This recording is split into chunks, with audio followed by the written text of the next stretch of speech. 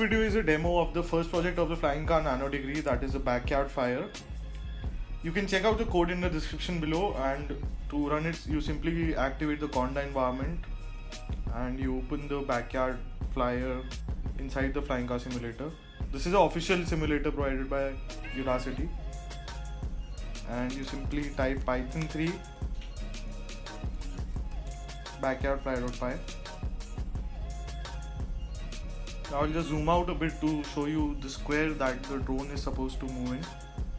Goes to the first waypoint, takes a right, moves down towards the third waypoint, and then back to its original location.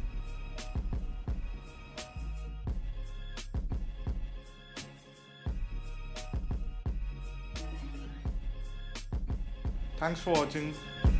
Stay tuned for the next one.